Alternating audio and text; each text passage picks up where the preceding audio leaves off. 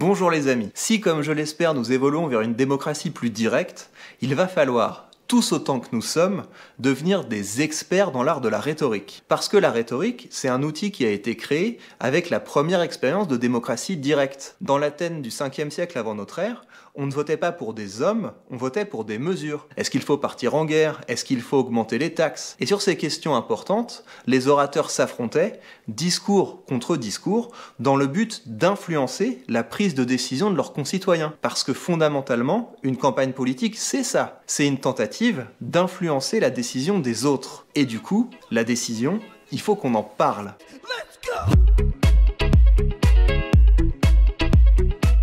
Beaucoup de gens sont encore persuadés que quand on doit prendre une décision, on va peser le pour, on va peser le contre, et à la fin, on va choisir l'option en faveur de laquelle on aura accumulé les meilleures raisons. Mais les recherches contemporaines en neurophysiologie remettent en question cette conception de la prise de décision. Et je voudrais vous en dire un mot, parce que ça va nous permettre de mieux comprendre comment des techniques rhétoriques peuvent influencer notre prise de décision. L'ouvrage qui fait autorité dans le domaine s'appelle L'erreur de Descartes, et je voudrais vous raconter le cas clinique sur la base duquel l'auteur Antonio Damasio a élaboré sa théorie de la prise de décision. Un de ses patients, qu'il appelle Elliot, souffrait d'une tumeur au cerveau. Si l'intervention chirurgicale a permis de lui sauver la vie, Elliot ne fut plus jamais le même après l'opération. Il n'avait pas de problème de mémoire, il pouvait s'exprimer tout à fait normalement, il avait des très bonnes performances aux tests d'intelligence. Par contre, il était devenu incapable de gérer ses finances, incapable de gérer ses relations et incapable de garder un travail. Il pouvait par exemple passer tout un après-midi à se demander comment il allait classer un document. Est-ce qu'il va le classer par date, par sujet, par importance? Il était également incapable de prendre des décisions aussi simples que de fixer un rendez-vous dans son agenda. Il était capable de se représenter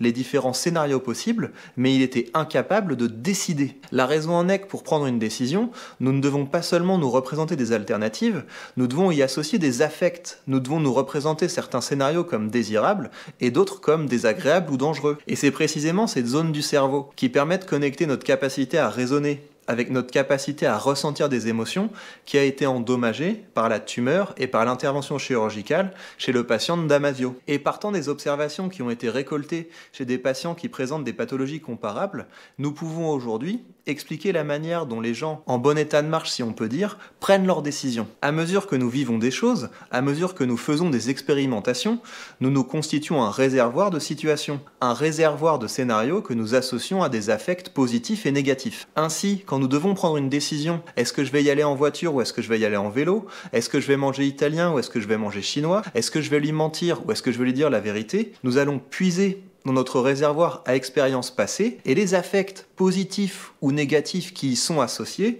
vont guider, vont déterminer notre prise de décision. Maintenant, si nous devons prendre des décisions comme est-ce qu'il faut fermer les frontières, est-ce qu'il faut sortir de l'Union européenne, nous sommes confrontés à des scénarios qui dépassent le cadre de notre expérience individuelle. Et c'est précisément là que la rhétorique entre en jeu, parce qu'elle va permettre de hacker ce réservoir à expériences passées sur la base duquel nous prenons nos décisions. Voici par exemple une affiche qui a été diffusée en Suisse dans le cadre d'un référendum sur l'expulsion des criminels étrangers. Et c'est bien sûr le camp favorable à l'expulsion qui a triomphé. Autre exemple, dans son dernier discours sur l'état de l'Union, Trump a utilisé une technique comparable pour défendre son projet de mur. Here tonight is Deborah Bissell.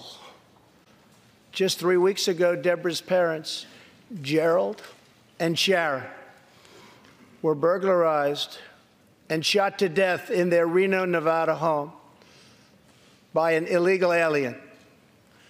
They were in their 80s and are survived by 4 children, 11 grandchildren, and 20 great-grandchildren. Also here tonight are Gerald and Sharon's granddaughter, Heather, and great-granddaughter, Madison. To Deborah, Heather, Madison, please stand. Few can understand your pain. Thank you, and thank you for being here. Thank you very much.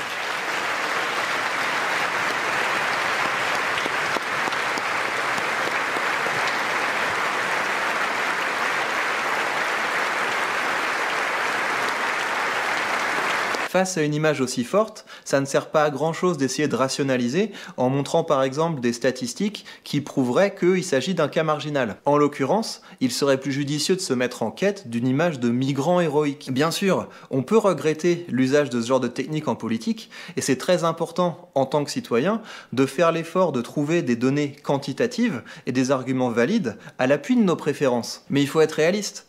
Et dans l'isoloir, c'est en définitive bien une émotion qui déclenchera la décision. Du coup, si vous voulez vraiment faire triompher vos convictions, vous avez intérêt à vous mettre en quête d'images aussi puissantes que celles du camp adverse. Bien, j'espère qu'on aura bientôt l'occasion d'échanger et de débattre dans le cadre de référendums, parce que ça fait beaucoup trop longtemps qu'on n'a pas voté pour des vraies choses. En attendant, je vous laisse avec 2 vidéos pour poursuivre votre formation. Prenez soin de vous, et à bientôt. Let's go!